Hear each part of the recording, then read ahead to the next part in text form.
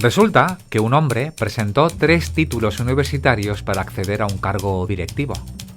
Ante la duda sobre su autenticidad, un detective privado fue contratado para verificar si eran reales. El detective comprobó que eran falsos y manipulados, y el cliente se planteó denunciar al investigado por la falsificación de documentos oficiales. Caso real número 33. Saludos de este que os acompaña, como siempre, encantado y feliz como un colibrí, vuestro amigo y compañero Óscar Rosa como la pantera, dispuesto a haceros pasar un momento agradable junto a un equipo fantástico que lo va a hacer posible y que os voy a presentar. En el control de los mandos, Rafael Castro. Haciendo magia con el sonido, Javier Álvarez. El lujo, la calidad y distinción de Ismael Córdoba y José Luis Ibáñez Ridao. El prestigio, reputación y humanidad de Gloria S. de Castro y Enrique Arranz. Y Ana Cabello, con su voz encantadora, dando vida a la cabecera de las secciones. Bien hallados al episodio número 33 de El Loco del Fondo, el podcast sobre historias de detectives de verdad.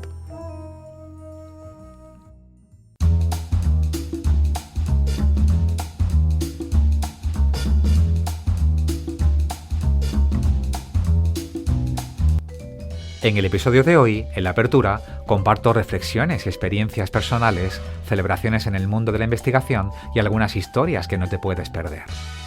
En la sección Detectives por el Mundo nos aventuraremos en un emocionante viaje a través de la investigación privada. Esta vez exploraremos China. En Todo lo oye, todo lo ve, todo lo sabe, el arqueólogo del detectivismo, José Luis Ibáñez Ridao, nos presenta a Ramón Fernández Luna, el llamado Sherlock Holmes español y su papel en la mejora de la imagen de los detectives privados en España. En Detectives de Ficción, con el cinéfilo de La Mancha Ismael Córdoba, nos habla del detective Lovecraft y la película El sello de Satán. En Mentes Nómadas, el detective y filósofo urbano Enrique Arranz nos va a reflexionar sobre la trampa silenciosa de buscar la felicidad a corto plazo. En La ventana discreta, de la polifacética Gloria, nos relata casos reales investigados por detectives, desde fraudes laborales y corrupción en el mundo del fútbol hasta infidelidades. Y en Personajes de carne y sabueso rendimos homenaje a May Storey, una auténtica lady detective y maestra del disfraz, aquella que se convirtió en leyenda y acabó inmortalizada en la colección de cromos de los cigarrillos Chargeman.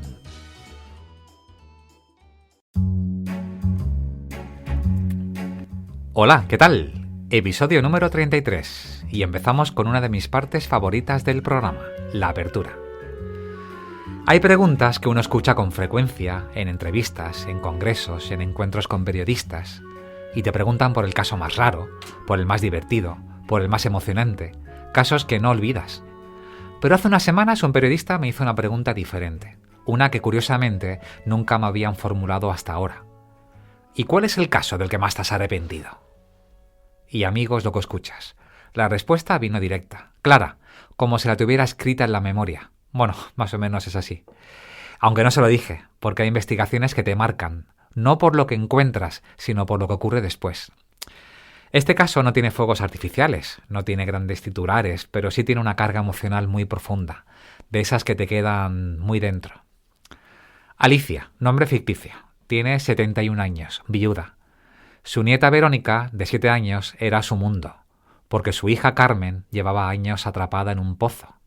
Alcohol, drogas, relaciones dañinas y una maternidad prácticamente inexistente. La niña en realidad la criaba su abuela. Alicia me enseñaba fotografías difíciles de olvidar. Su hija completamente ebria tirada en el suelo de la cocina. Por las mañanas ni siquiera podía llevar a su hija al colegio y Alicia se encargaba de todo. Pero no estaba sola. Carmen tenía una pareja, Carlos, un hombre al que la abuela nunca soportó. Lo había pillado en mentiras. Sospechaba que era una influencia todavía más nociva. Aunque siendo honestos, las heridas de su hija venían de mucho antes. La investigación que me encargaron no era habitual. Querían que localizara y entrevistara a 3 mujeres, exparejas de Carlos, para conocer su testimonio. Y lo conseguí. Hablé con las 3. Y aunque no aparecieron nombres en el informe, sí los relatos, sí los detalles, y las tres coincidían. Carlos era violento, controlador, manipulador. Ese informe tenía un fin: intentar abrir los ojos a Carmen y, si era posible, iniciar un proceso legal para que Alicia, la abuela, solicitara la custodia de su nieta. Pero entonces ocurrió algo y era lo que jamás me habría esperado. Fue la propia Alicia, mi clienta, quien enseñó el informe a Carlos. Le mostró lo que yo había recopilado. Le puso delante el testimonio de esas mujeres. Un testimonio que me dieron con una sola condición: por favor, confidencialidad absoluta. Y ese, lo que escuchas, es uno de los momentos que más me ha pesado en toda mi carrera. No me arrepiento del trabajo, me arrepiento de en quién confié, porque a veces, aunque pongas todo tu empeño, aunque actúes con ética, la verdad cae en manos equivocadas, y el daño entonces es irreversible. Y de ese caso sí que me arrepiento, pero también reafirmo por qué amo esta profesión. Y justo cuando uno cree haberlo visto todo, llega una historia que cambia el registro por completo. Una historia que no nace del dolor de una traición familiar, sino del desconcierto que deja una desaparición enigmática, sin respuestas claras y con demasiadas preguntas abiertas. Lo que hoy os traigo es una historia que bien podía estar sacada de una novela de suspense, pero es real. Un caso inquietante, cargado de sombras, incógnitas y teorías que, lejos de aclarar, solo multiplican las preguntas. Nos vamos al 29 de octubre de 2022, Barcelona. Aterriza en la ciudad un joven británico de 24 años. Su nombre, Levi Davis. Y no es un turista cualquiera. Es un jugador de rugby profesional, ex concursante de un programa que se llama X Factor Reino Unido. Un rostro conocido en la televisión británica y una vida que ya de por sí parecía tener muchos capítulos. Pero lo que parecía ser un viaje más se transformó en una de las desapariciones más desconcertantes de los últimos años. Y aquí comienza nuestra historia. Se le ve por última vez en un pub irlandés de las Ramblas. Después, las cámaras lo captan caminando solo, cerca del Hard Rock Café. Su teléfono móvil, ese rastro digital que casi todos dejamos en nuestros pasos, emite señal por última vez en la madrugada del 30 de octubre, en una torre cercana al puerto de Barcelona. Y aquí, amigos, comienzan los interrogantes. Porque junto al puerto aparece algo crucial: su documentación. Pero no hay rastro de Levi, nada. Es como si la ciudad se lo hubiera tragado. Su familia, desesperada ante la falta de respuestas, tomó una decisión que cambiará el curso de la investigación: contratar a un detective privado. Y no una cualquiera: Gavin Burrows, un investigador británico con un equipo de 12 especialistas, conocidos por seguir la pista de celebridades y grandes casos mediáticos. Burrows llega a Barcelona y lo que empieza a descubrir es inquietante. Primera teoría. Levi Davis tenía una deuda. Una cifra que no es para tomársela a la ligera, más de 100.000 euros. ¿Y con quién? Aquí la historia da un giro inesperado. Una mafia somalí relacionada con el tráfico de drogas. Entonces, ¿podría haber estado en peligro? ¿Lo estaban buscando? Segunda teoría. Las estafas digitales. Se investiga si puede haber sido víctima de un chantaje, de una trampa a través de una aplicación de citas. Era la hipertecnología, la manipulación digital, donde es más real que nunca. Y en un caso como este, cualquier pista puede ser crucial. Pero el misterio se profundiza, porque mientras los investigadores privados siguen pistas en tierra, la policía, los Mossos d'Esquadra, esa policía de la Comunidad Autónoma de Cataluña, encuentran algo que hasta entonces había pasado desapercibido. En la madrugada del 30 de octubre, un barco mercante se aproxima al puerto de Barcelona. La tripulación ve algo, alguien en el agua. Lanza un chaleco salvavidas, pero cuando los equipos de rescate llegan, no hay nadie. ¿Podría haber sido Levi Davis? ¿Pudo haber caído o saltado al mar aquella noche? Y si es así, ¿qué le llevó hasta allí? Y aquí viene la pregunta clave, amigos. ¿Fue un accidente o alguien más está implicado?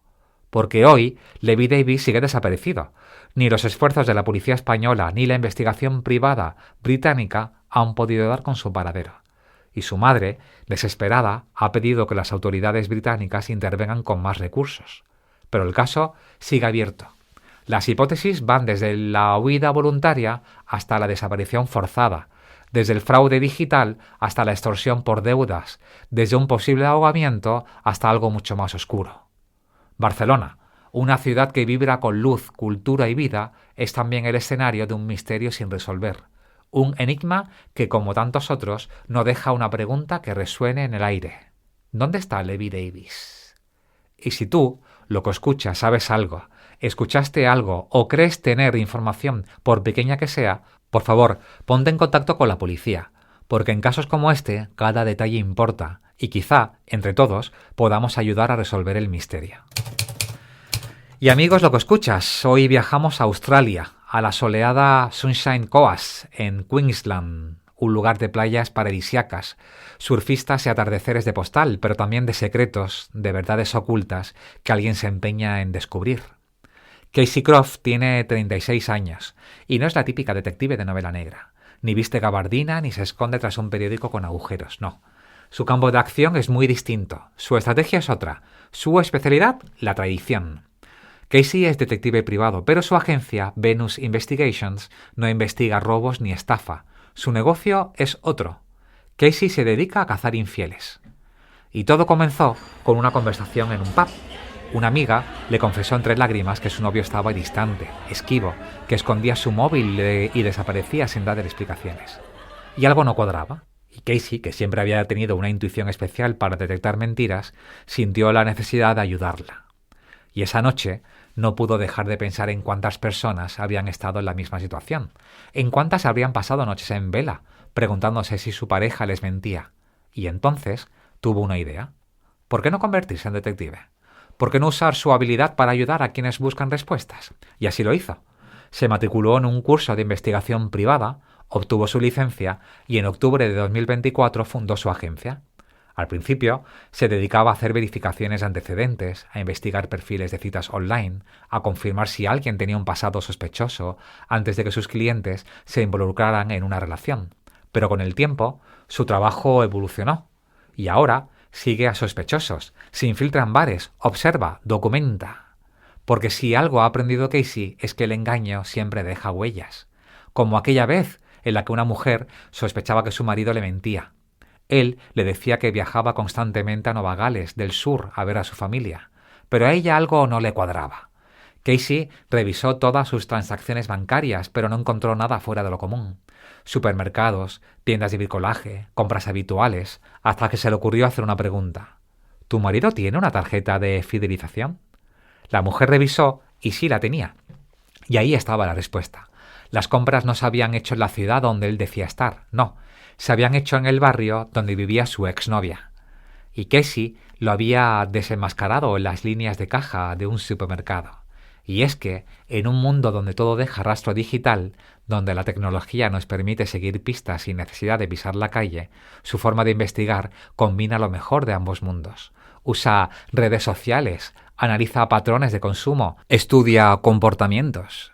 Pero también se infiltra en bares, se sienta en una mesa cercana al objetivo y finge estar charlando con una amiga mientras su móvil capta cada detalle. Algunos la critican, dicen que su trabajo es delicado, que se mete en la vida de la gente, pero ella lo tiene claro.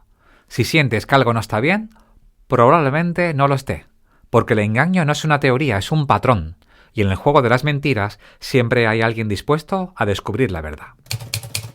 Y mientras en Europa se buscan respuestas que aún se resisten, al otro lado del mundo, en el corazón de Australia, una detective ha decidido que las mentiras no tienen descanso. Y ahora cambiamos de continente, pero no de propósito. Seguir la verdad cueste lo que cueste. Amigos, esta historia comienza hace más de medio siglo. Año 1974, ciudad de Detroit. Un escritor, Donald Goines, y su pareja, Shirley Saylor, son asesinados a sangre fría en su propia casa. Múltiples disparos. Sus hijos de 2 y 4 años estaban allí, a pocos metros. Y desde entonces nada, silencio. Un crimen sin resolver, hasta ahora. Porque ha aparecido una figura, una de esas que a mí personalmente me fascinan. Un hombre que no se rinde, que mira donde nadie mira, que no acepta los casos cerrados. Su nombre, William Proctor, investigador privado, periodista veterano, alma inquieta, y amigos, él está convencido de que lo que ocurrió aquella noche no fue una simple ajuste de cuentas, no, hay algo más. William Proctor no es un detective cualquiera, no. Él ha vuelto a poner este caso en el mapa. No por fama, no por dinero, lo ha hecho porque hay algo que no encaja. Porque según sus palabras, el último manuscrito de Goines tocaba nervios muy sensibles. Podía revelar cosas que alguien no quería que se supieran. Y aquí viene lo interesante. Proctor, junto a un equipo de documentaristas del Detroit Sun, están recopilando nuevas pistas, entrevistando testigos y buscando voces que fueron silenciadas. Están creando un documental que podría sacudir los cimientos de lo que se pensaba sabido. Se estrenará en primavera del año 2026, pero lo importante es lo que se está cociendo ahora mismo. Se ha ofrecido una recompensa de $5.000 a quien pueda aportar información clave y un teléfono abierto. Y quizás tú, que me estás escuchando, sabes algo, quizás oíste algo y el tiempo de hablar ha llegado. Detroit, crimen, manuscritos que desaparecen, un escritor incómodo y un detective que no se rinde. Y eso, amigos, es una historia de las que nos gusta, porque no está todo dicho, porque hay héroes silenciosos, porque el misterio no descansa y a veces, solo a veces, aparece alguien como William Proctor y lo cambia todo. Hello, I'm Bill Proctor, and you're listening to Historias de Detectives de Verdad. Y ahora viajamos a Sudáfrica, a la provincia de Limpopo, donde una muerte rodeada de preguntas ha obligado a una familia a tomar una decisión drástica, contratar a un detective privado para descubrir la verdad. Y el caso es escalofriante. Un hospital, un paciente psiquiátrico violento y una víctima que, según su familia, ha quedado atrapada en un torbellino de mentiras y contradicciones. Klaas Letwaba, 33 años, internado en el Hospital Filadelfia de Denilton, una localidad situada en la provincia de Limpopo, Sudáfrica, lo que debía ser un lugar seguro terminó convirtiéndose en una trampa mortal. El domingo, Letwaba fue brutalmente asesinado dentro del hospital. Su cuerpo presentaba múltiples heridas, un disparo en la cabeza, golpes, dientes arrancados, pero ¿qué ocurrió exactamente?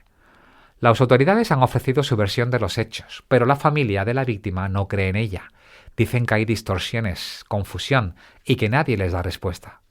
Lo único claro es que el asesino estaba allí, un paciente psiquiátrico, un hombre que ya había mostrado signos de extrema violencia y, sin embargo, compartía la misma sala que Letwaba. ¿Por qué? ¿Quién tomó esa decisión? Y cuando la familia pidió explicaciones, solo encontró silencio y más preguntas. Y una de ellas, la más inquietante, es ¿por qué se realizó la autopsia sin que ellos hubieran identificado el cuerpo? Y el portavoz de la familia no entiende la prisa. En Sudáfrica, cuando una muerte es sospechosa o violenta, la ley obliga a realizar una autopsia para esclarecer la causa. Pero hay algo extraño en este caso. Antes de proceder con la autopsia, el patólogo forense debe confirmar la identidad del fallecido y obtener autorización legal, algo que en esta ocasión no ocurrió. ¿Quién y bajo qué ley autorizó la autopsia antes de que nosotros pudiéramos identificar el cuerpo de nuestro hijo?, preguntó Mogotji. Nuestro hijo ha perdido la vida y no hay un mensaje claro ni coherente por parte de las autoridades. El hospital ha dado su respuesta. No es necesario identificar el cuerpo antes de realizar una autopsia. La identificación puede ocurrir después. Una declaración fría, técnica, legal, pero la familia no la acepta. No después de lo que han visto, no después de cómo han sido tratados. Y por eso han decidido actuar, han contratado a un detective privado para hacer su propia investigación en Sudáfrica. Quieren respuestas, quieren saber por qué Letwaba estaba en la misma sala que su asesino. Quieren saber por qué nadie intervino a tiempo. Quieren saber por qué hasta ahora todos son sombras y evasivas. Pero no se quedarán ahí. Llevan el caso a la Autoridad Reguladora de Seguridad Privada, a la Comisión de Derechos Humanos y al Defensor del Pueblo. Dicen que su hijo fue víctima de negligencia, incompetencia y una absoluta falta de cuidado. Y mientras ellos buscan la verdad, el asesino sigue bajo custodia en el hospital, gravemente herido, con disparos en las piernas, supuestamente provocados por los guardias de seguridad que intentaban controlar la situación. Pero incluso aquí hay dudas. Durante el enfrentamiento, uno de los guardias resultó herido en la pierna, por lo que parece haber sido un disparo accidental de su propio compañero. El ministro de Salud incluso ha visitado el hospital y ha sido tajante. Ha dicho que la empresa de seguridad falló, que no lograron contener la situación, que se tomarán medidas. ¿Pero qué medidas y contra quién? Porque hasta ahora lo único seguro es que Letwaba está muerto. Su familia no tiene respuestas y las versiones oficiales no terminan de encajar. Las preguntas siguen en el aire y ahora el detective contratado tiene la misión de responderlas. ¿Fue un trágico error? ¿Fue una negligencia impensable? ¿O hay algo más detrás de esta historia? Esta investigación acaba de comenzar y solo el tiempo dirá qué se esconde tras esa muerte que nadie parece poder explicar.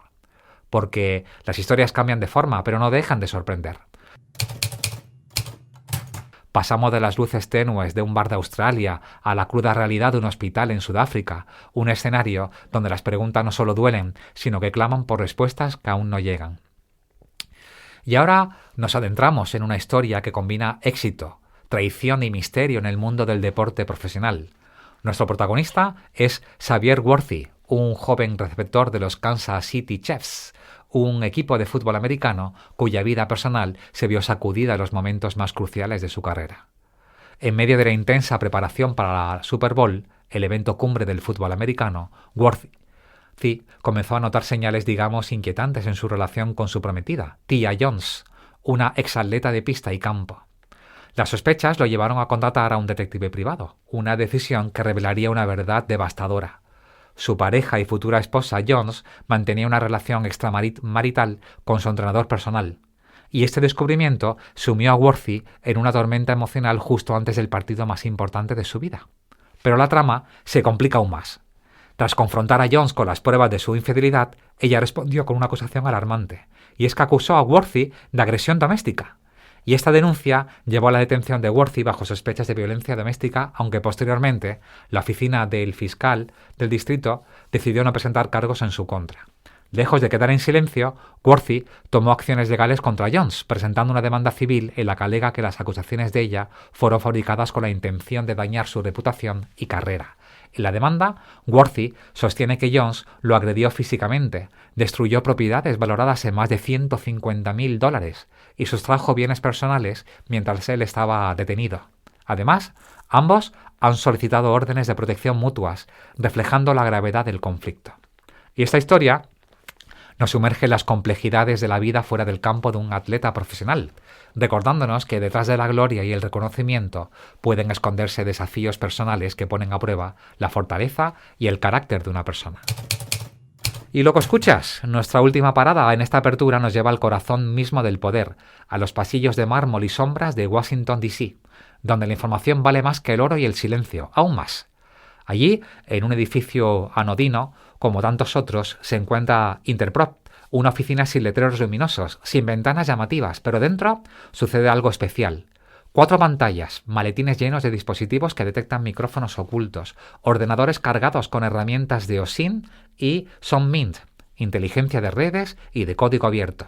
Y allí trabaja Kevin Hooks, un hombre que ha hecho de la investigación privada su propósito vital.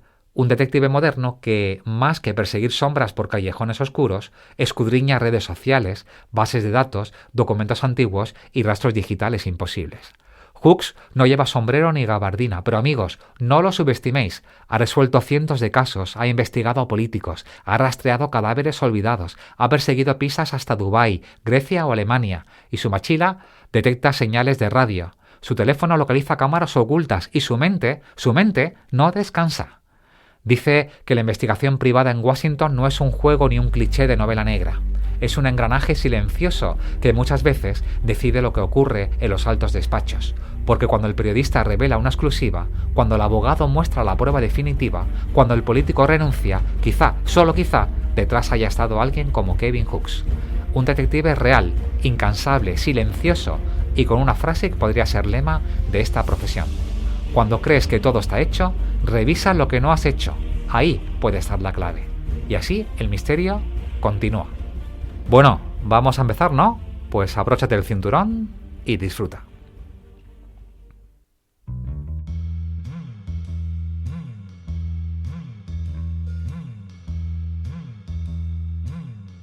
La ventana discreta.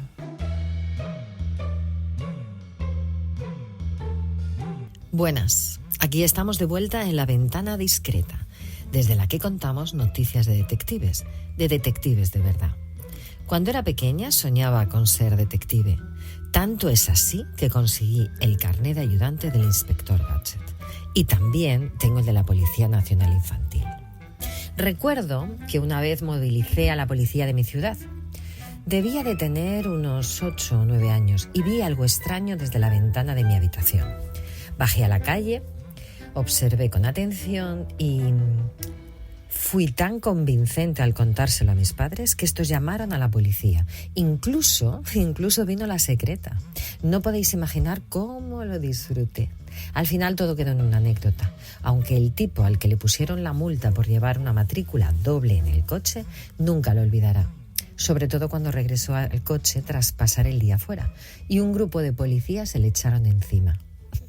Soy Gloria, empezamos. Sobresueldo, fútbol y engaño. 3 palabras que engloban las noticias que les traigo hoy.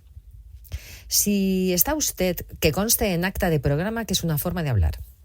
Si está usted pensando en estafar a su empresa, pidiendo una baja falsa y emplear el tiempo libre en buscarse otro trabajillo para complementar su sueldo mensual, piénselo mejor.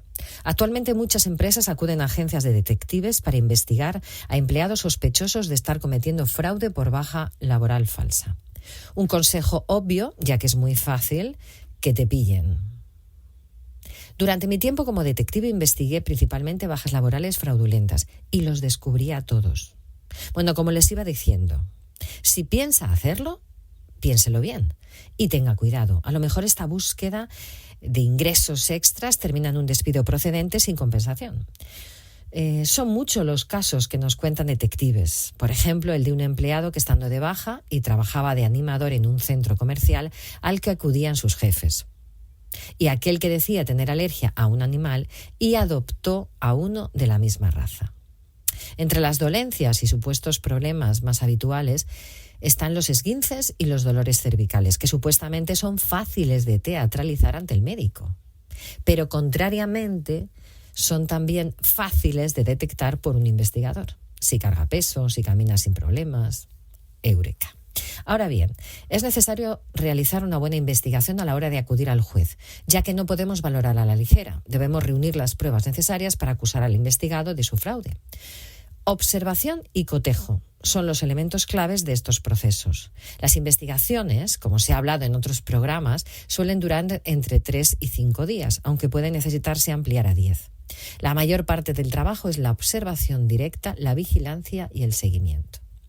La magistrada del Juzgado de Instrucción número 4 de Tarragona ha admitido a trámite la querella del Nàstic por los delitos de falsedad documental y corrupción en el deporte contra Eder Mayo Fernández, árbitro del partido en el que el equipo catalán y el Málaga se jugaban el ascenso a Segunda División. El encuentro se disputó en el Estadio de Tarragona y el Málaga logró el ascenso tras empatar el partido en la prórroga. El Nàstic decidió acudir por la vía penal después de que una investigación que encargó a una agencia de detectives concluyera que el árbitro actuó de forma premeditada para perjudicar al equipo tarragonense. A día de hoy es el primer club que se querella contra un colegiado. Si bien hubo insultos contra el árbitro, en ningún momento su integridad física se vio comprometida, como alega el susodicho contra el equipo catalán, de forma que en el acta del árbitro contradice la versión de los Mossos. Ya no hay más. La juez sostiene que en base a la investigación privada llevada a cabo por el Nàstic hay indicios de corrupción en el deporte, ya que apunta que en una cena previa a la celebración del partido en Tarragona, varias autoridades andaluzas y de la ciudad de Málaga manifestaron a la dueña del local que tenían el partido controlado y que lo único que les preocupaba era la reacción del público. Bueno, como ven, los detectives pueden investigar en multitud de lugares y situaciones. Para concluir hablaremos del engaño, que no es la primera vez ni será la última. Las relaciones de pareja no son fáciles. En algún momento se pasa por esa crisis, dicen que hay una a los 7 años. Yo la pasé y después rompimos, y sí, fue una infidelidad. Le descubrí... Bueno, seguro que esto no les interesa. Bueno, seguiré con el tema. Existen distintos motivos por los que una relación empieza a ir mal. El fin del amor, la rutina, las discusiones continuas. Hay un momento en el que la pareja habla distinto idioma. Sin embargo, también está la infidelidad, claro. Y esta se produce cuando uno de los miembros de la pareja, o los dos, mantienen una relación con otra persona. Tener dudas es normal. Cuando se da esta situación de crisis, la persona puede notar comportamientos extraños en su pareja, pero aún así no quiere desconfiar y pensar que la está engañando. Nadie quiere pensarlo, ya que hacerlo te haría sentir pequeñito, imbécil. Bueno, cuando pasa esto hay dos opciones: o preguntar a tu pareja o contratar los servicios de un investigador. Algunos detectives comentan que si sospechas de la infidelidad, que la infidelidad es una vez cada 4 años y no sabes dónde, lo mejor es no hacer nada. Pero sin embargo, también hay casos clarísimos. Nos cuentan de una mujer que llamó a un detective porque decía que los fines de semana su marido le hacía cosas raras. Sospechaba que llevaba una doble vida. Entonces se pueden dar dos resultados: que sea verdad y la solución será romper y seguir con tu vida, o que estando convencida o convencido sea mentira. Sea cual sea el desenlace, servirá para salir de dudas. Y es que la incertidumbre mata, más que lo que tenga que ser. Bueno, y esto es todo por hoy. Espero que hayan pasado un rato entretenido, pero es hora de cerrar la ventana, bajar la persiana y correr las cortinas. Que tengan un buen descanso y sean felices. Hasta el próximo podcast. Todo lo oye, todo lo ve, todo lo sabe.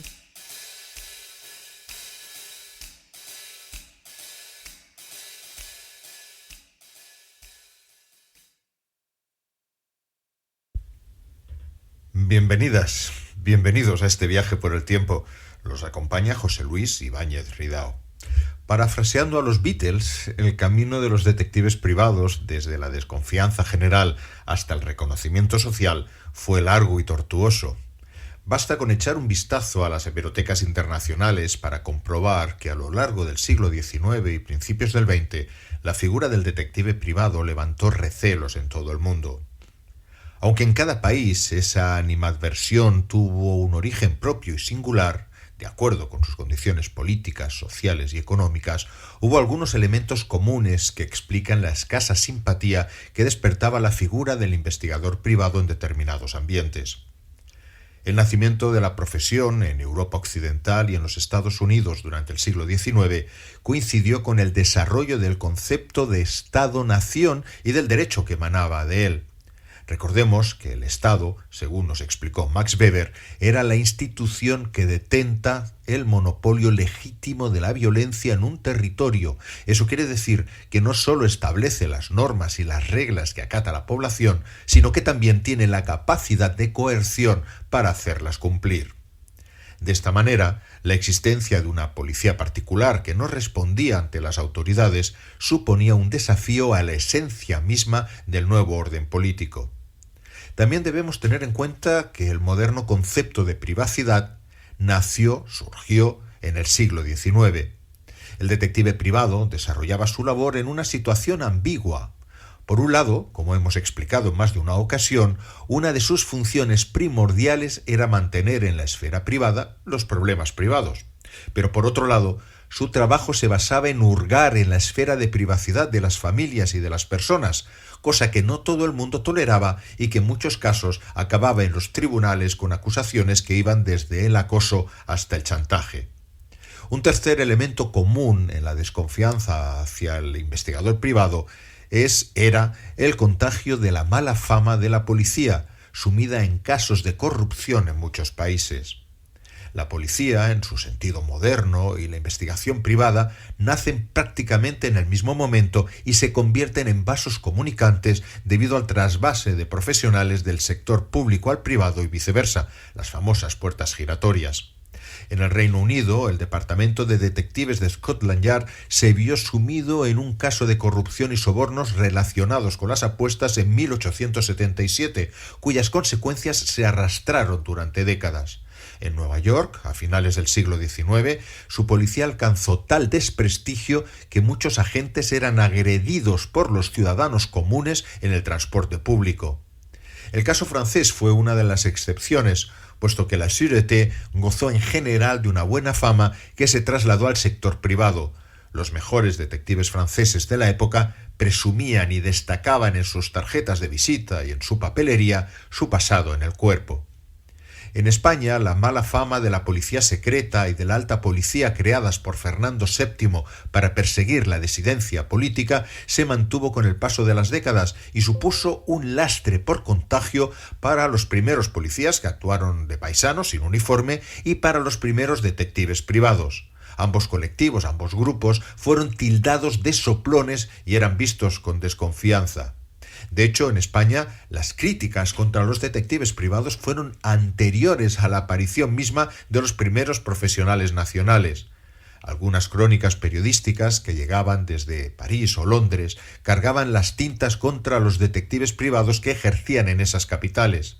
El diplomático Pedro de Prat, destinado en Francia, describió a los investigadores privados como, y son palabras textuales de una de sus cartas a la prensa madrileña, memorialistas cavernosos para los que nada es sagrado, ni fama intachable, ni honradez acrisolada, ni familia. Periodistas y escritores de talla se ocuparon de la policía particular en artículos casi siempre críticos.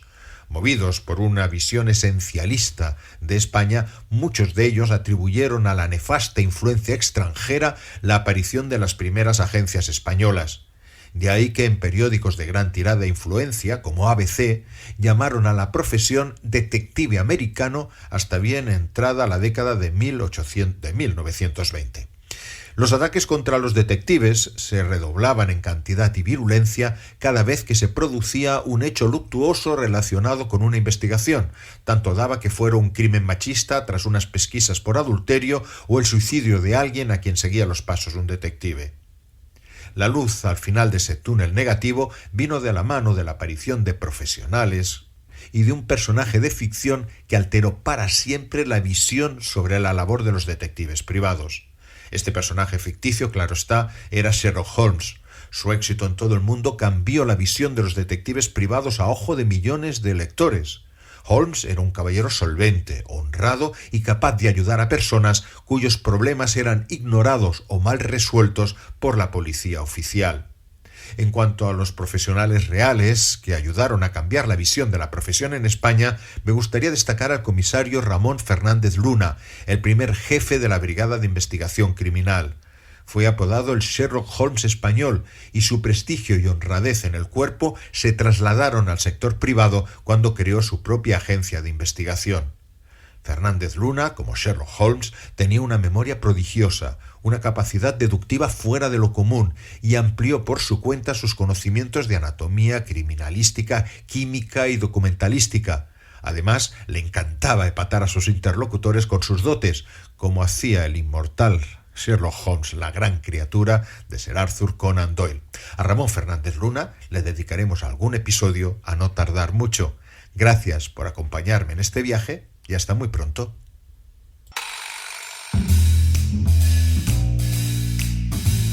Soy Óscar Rosa, detective privado, y quiero hablarte de un viaje, pero no uno cualquiera. En mi nuevo libro, de Baker Street a Paseo de la Castellana, te invito a descubrir el mundo real de los detectives. No el de ficción, sino el de verdad. Las diferencias entre el investigador que imaginamos y el que pisa la calle. La historia de auténticos detectives de leyenda, encargos insólitos, casos reales y muchas anécdotas.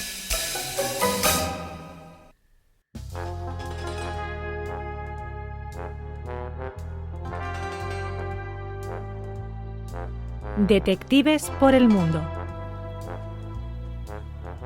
Hoy viajamos a un país fascinante, inmenso, complejo y lleno de contrastes. China. Un lugar donde los detectives existen, pero no pueden llamarse así. En la República Popular China, la figura del detective privado no está reconocida ilegalmente. De hecho, no existe oficialmente. La ley no permite operar como detective o investigador privado, al menos no de la manera que entendemos en otros países. Entonces, ¿cómo se investiga en China? ¿Quién lo hace y para quién? Las leyes chinas son muy estrictas con la privacidad. Está prohibido investigar o difundir información personal sin consentimiento. Y eso incluye cosas tan simples como el nombre, la dirección, el teléfono o el patrimonio de alguien. Tampoco se permite vigilar, seguir, instalar cámaras o grabar conversaciones. Y si pensabas en buscar los bienes inmuebles de una persona o su historial bancario, olvídalo. Es información totalmente confidencial. Entonces, ¿cómo funcionan los investigadores? Bueno, pues en lugar de llamarse detectives, las agencias se presentan como consultoras de riesgo, analistas de mercado, asesores en propiedad intelectual o firmas de inteligencia corporativa. Son varios los ejemplos que podemos encontrar, y conozco una con la que he trabajado y que está especializada en proteger marcas chinas y extranjeras contra la falsificación. Otras firmas ofrecen servicios de due diligence, que no es más que comprobar si una empresa es de fiar, si dice la verdad sobre lo que es, lo que gana y con quién hace negocios. Básicamente, investigar antes de firmar. También investigaciones de fraude empresarial o vigilancia de falsificaciones en fábricas, todo muy enfocado al mundo corporativo y siempre, al menos, en teoría, dentro de los márgenes legales. La clave está en lo que se investiga y en cómo se presenta. Y uno de los mayores retos para los investigadores en China es el acceso a la información. A diferencia de muchos países occidentales, la mayoría de los datos no son públicos. No hay registros accesibles de propiedades, deudas o historial crediticia. Incluso, saber si una persona existe puede ser difícil si todos tienen los datos exactos. Muchos ciudadanos comparten nombres muy similares. La única información algo más abierta es la de las empresas. Datos como su dirección, la fecha de fundación o su representante legal pueden consultarse en páginas oficiales del gobierno, pero si quieres saber más, por ejemplo, sus cuentas financieras, solo pueden acceder si eres abogado o estás autorizado por un tribunal. Y entonces, ¿qué pasa con los detectives privados chinos? Existen, claro. Muchas trabajan en el mercado local con perfil bajo y otras, como descubrimos a través de asociaciones internacionales, están conectados con sus colegas de todo el mundo, pero la mayoría actúa con mucha discreción y evitando cualquier riesgo legal.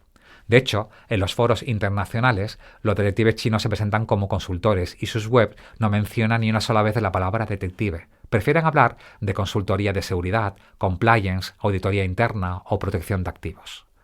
Hace años, un buen amigo investigador chino, al que conocí en un congreso en Marbella, me explicaba que su empresa operaba bajo el paraguas de la propiedad intelectual y que aunque hacía trabajo de campo, entrevistas y análisis, todo tenía que camuflarse como trabajo corporativo o periodístico, porque si no, podía meterse en serios problemas. Las frases que más repetía eran prohibiciones, web limitadas, control. Palabras que resumen cómo se vive la investigación privada en China. Y así es la investigación privada, legalmente visible, estratégicamente camuflada y culturalmente compleja. Pero atención, porque China también investiga desde fuera. Y para esto nos trasladamos a Estados Unidos. Es el año 2016. Un ex sargento del Departamento de Policía de Nueva York, Michael Mahon, ya retirado y trabajando como detective privado, recibe un encargo. Lo contacta, según él, una empresa de construcción china. El objetivo, localizar a un ciudadano chino residente en Nueva Jersey. Se le dice que es un exfuncionario acusado de corrupción y que el objetivo es recuperar fondos malversados. Todo parecía legal, todo parecía rutinario, pero no lo era. Porque detrás del encargo no había una empresa, había un gobierno, y no cualquiera, el gobierno de la República Popular China. Mahon, sin saberlo, o eso alegó, estaba colaborando con la conocida Operación Fox-Han, una campaña internacional destinada a repatriar a supuestos fugitivos, a veces por vías diplomáticas y otra por medios más turbios. Y Mahon realizó tareas de vigilancia, accedió a bases de datos policiales, privilegio reservado a ciertos profesionales, e incluso dejó una nota amenazante en la puerta del investigado. Y el mensaje era claro: sabían dónde vivía, con quién, cómo se movía, todo. Tiempo después, la verdad salió a la luz. Mahon fue condenado a 18 meses de prisión por actuar como agente ilegal de un gobierno extranjero y por acoso interestatal. Sus coacusados también recibieron condenas de 16 y 24 meses respectivamente. Y aquí viene la reflexión. Porque este caso va más allá de su impacto mediático, lanza un mensaje directo a quienes ejercemos esta profesión. No basta con aceptar un encargo, no basta con creer que es un trabajo más. Es fundamental verificar, cuestionar, investigar antes de investigar. Porque a veces, sin saberlo, puedes convertirte en el brazo operativo de una potencia extranjera y las consecuencias, como hemos visto, pueden ser graves. Y así es la investigación privada en China y fuera de China. Legalmente invisible, estratégicamente camuflada y a veces salpicada por la geopolítica. Y eso, amigos, nos recuerda que en esta profesión no solo hay que saber mirar, también hay que saber a quién se mira y para quién.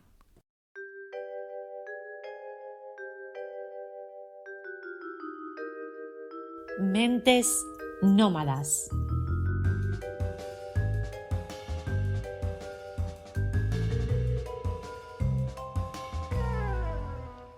Hoy te hablo de la trampa silenciosa de ser feliz en breve.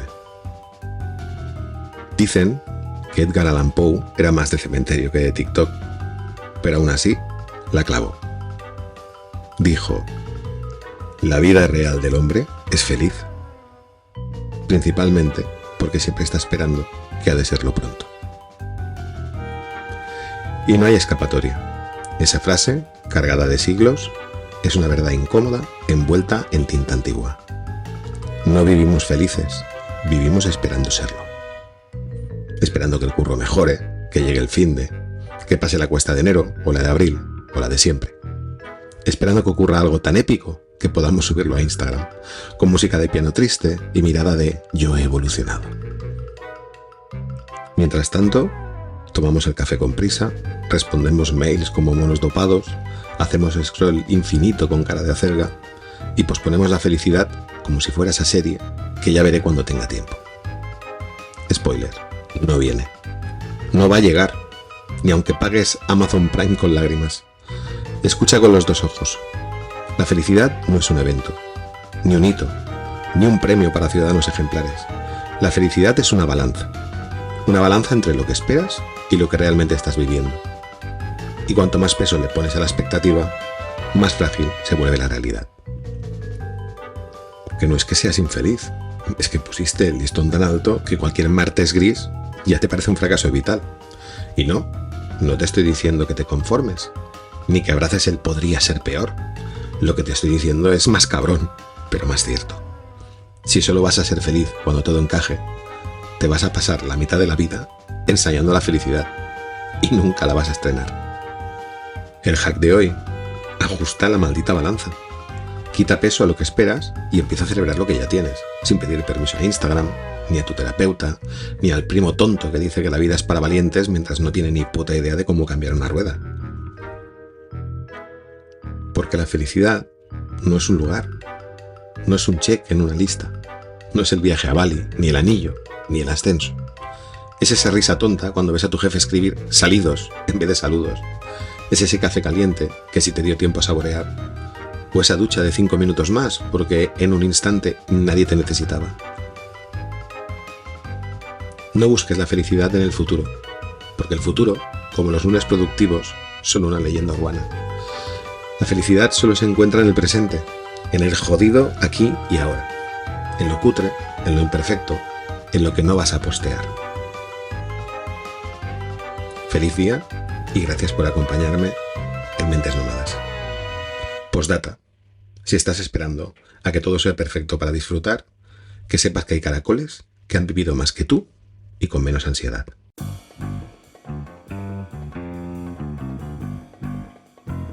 Detectives de ficción.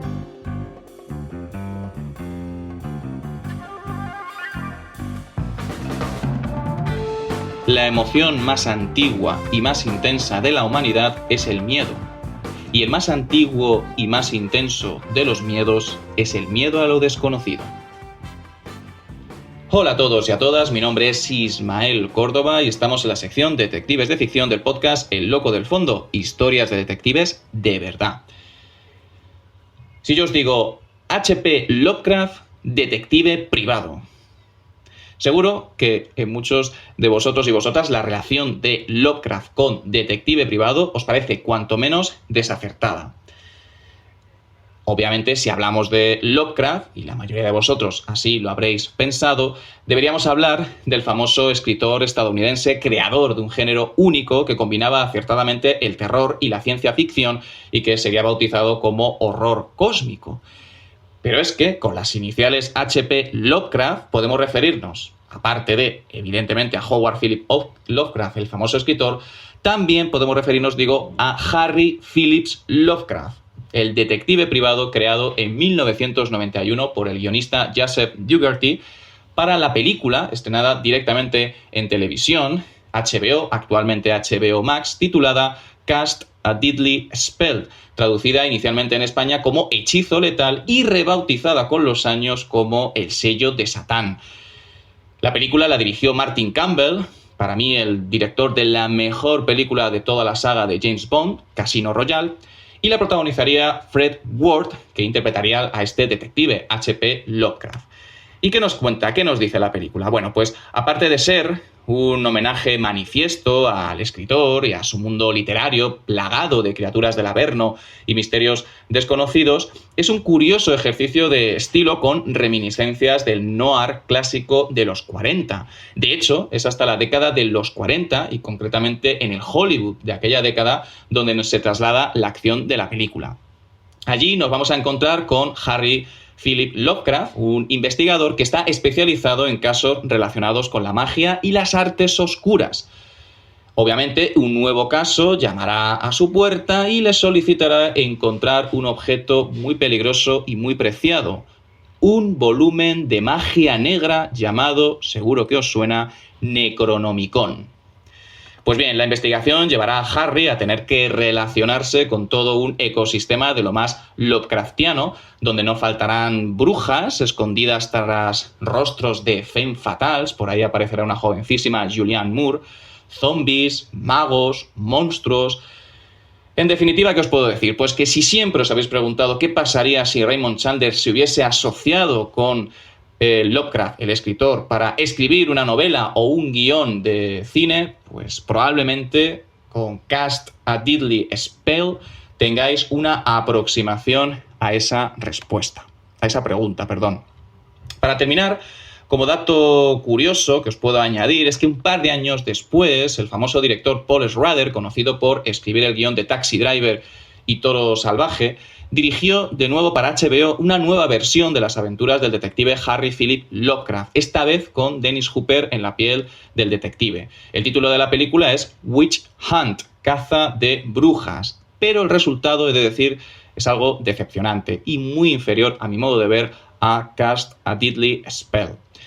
Sin más, ahí os lleváis una recomendación de lo más curiosa, espero que la veáis y nos comentéis y que os haya gustado esta sección. Como siempre, un saludo a todos y a todas y nos vemos en la próxima.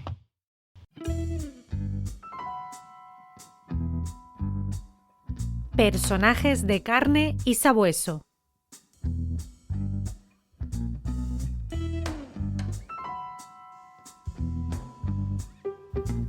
Nos situamos en Londres. Es invierno y son los años 30. El aire está cargado de niebla y humo.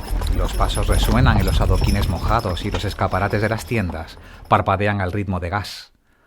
En el interior de uno de los grandes almacenes de West End, una mujer desliza con disimulo una joya dentro de su abrigo. Cree que nadie la ha visto, pero se equivoca. Al otro lado del mostrador, una joven dependienta sigue sus movimientos con precisión milimétrica. No se mueve, no dice una palabra, pero toma nota. Cuando la ladrona cruza la puerta de salida, alguien ya la está esperando. No es la policía, es una mujer de gabardina beige, botas altas, sombrero ladeado, de rostro sereno, mirada fija. En cuestión de segundos, la ladrona está esposada. No ha sido una casualidad, ha sido una cacería silenciosa, y la mujer que la ha llevado a cabo no es una más. Su nombre, May Storey, y en ese Londres, donde las calles están llenas de engaño, codicia y violencia, ella es la sombra que persigue a las sombras. Hoy, amigos y amigas, rendimos tributo, rendimos homenaje a la gran May Storey, aquella que fundó una agencia de detectives exclusivamente femenina en el Londres de entreguerras, aquella que entrenó a sus agentes en jiu-jitsu y las lanzó a las calles montadas en motocicletas, aquella que se infiltró en redes de trata, en círculos criminales, en salones privados, con disfraz tras disfraz. Aquella que escribió artículos en los principales periódicos del país para advertir, educar y alertar. Aquella que atrapó a criminales sin levantar la voz, solo con inteligencia, paciencia y estrategia. Aquella que inspiró respeto en Scotland Yard y miedo en los bajos fondos. Aquella que desapareció como un fantasma, dejando tras de sí una leyenda y una estela de justicia. Para comenzar nuestra historia tenemos que retrotraernos al año 1895 en Camperdown, un pequeño enclave de Northumberland, al noreste de Inglaterra. Es el año que nace nuestra protagonista.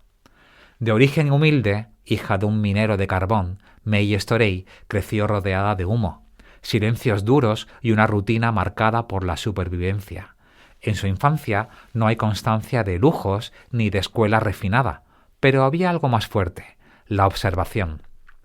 Desde pequeña, May desarrolló una sensibilidad especial para leer gestos, anticipar intenciones y comprender silencios. Sin embargo, lo que marcó su vida fue un acontecimiento terrible. En su juventud, una noche regresaba sola de una fiesta por un camino rural en Cumberland. Era tarde. Un grupo de jóvenes, ocultos tras unas sábanas, saltó desde un seto para asustarla. Una broma de mal gusto, un juego cruel. El resultado fue devastador. May quedó completamente muda durante más de un año. El impacto fue tan profundo que su cuerpo en defensa eligió el silencio.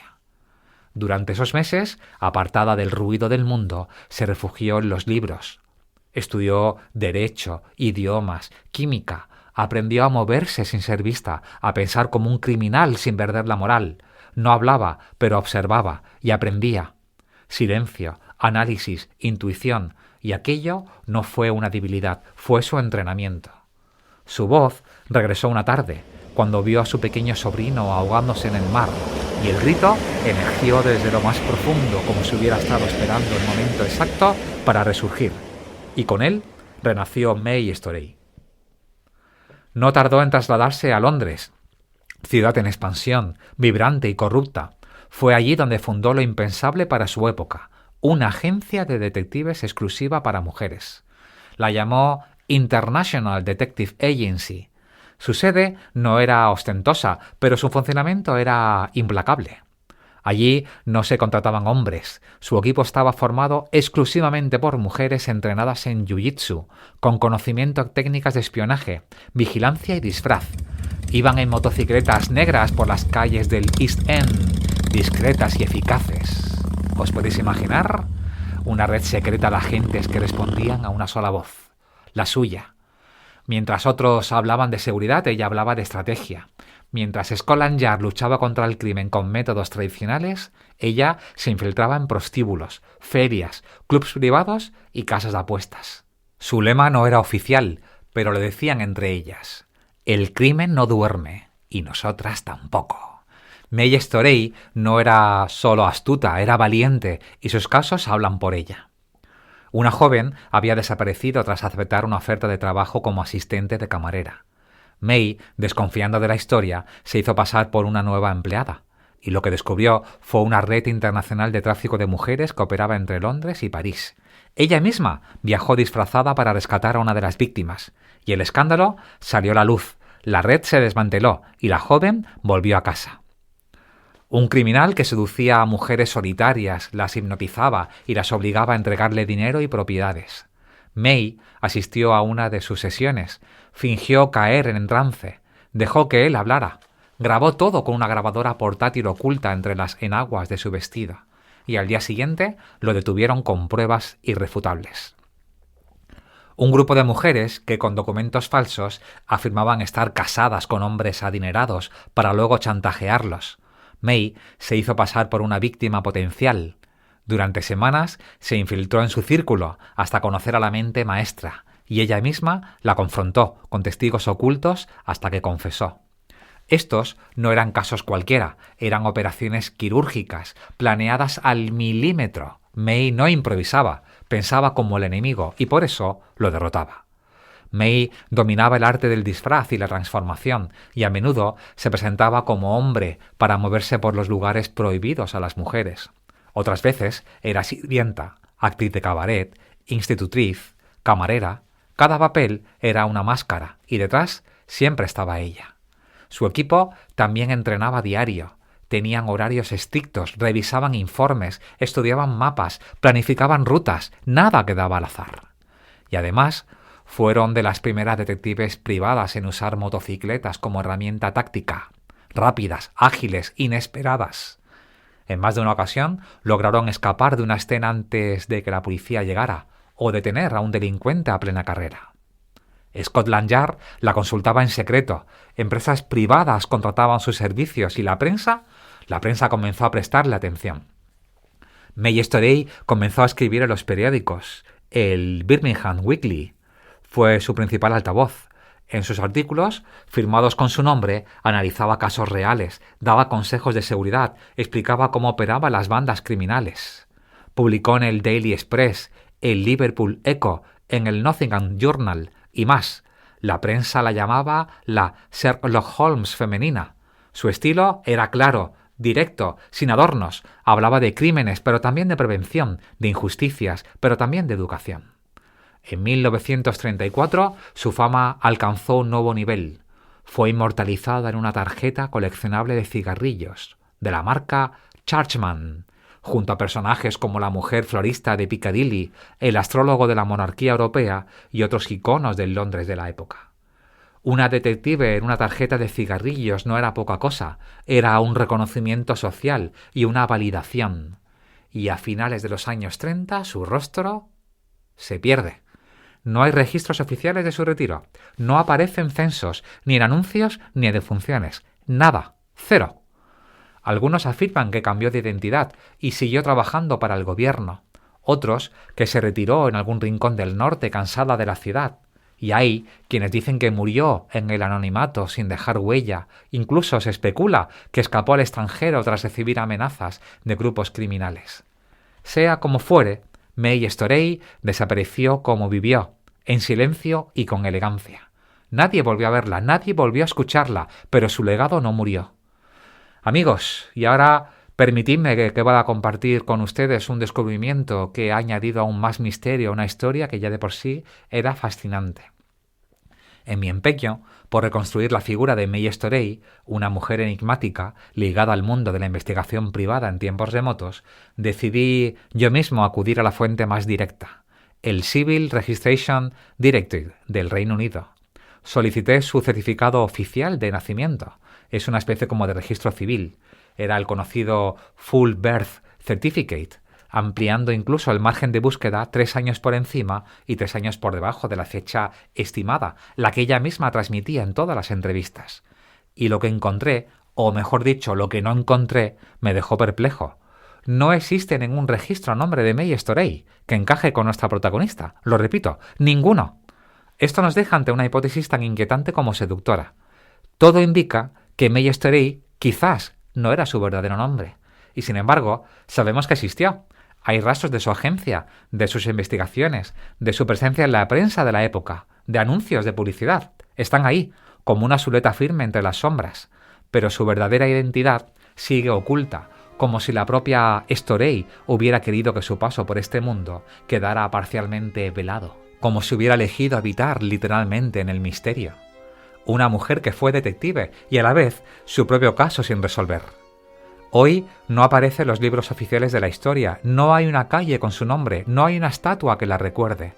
Pero hay algo que sí quedó, las mujeres detectives que la sucedieron, los artículos que firmó, las vidas que salvó. Y esa historia, la tuya, la mía, la nuestra. Fallece en una fecha que nadie conoce con certeza, con una edad que solo podemos suponer, probablemente más allá de los 40 o 50 años. Sin quedar reflejado en ningún lugar el motivo de su muerte. Y hasta aquí nuestro homenaje a May Storey, nuestra protagonista de hoy en Personajes de Carne y Sabueso.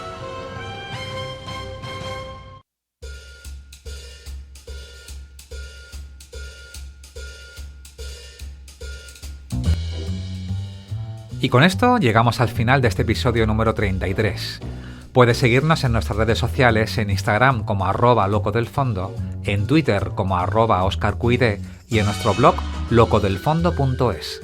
Además, encontrarás las cuentas de redes sociales de todos nuestros colaboradores mencionadas en el contenido de este episodio.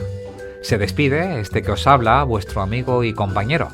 Gracias por haber estado ahí, que tengáis una maravillosa jornada, siempre con ustedes su detective rosa, Óscar.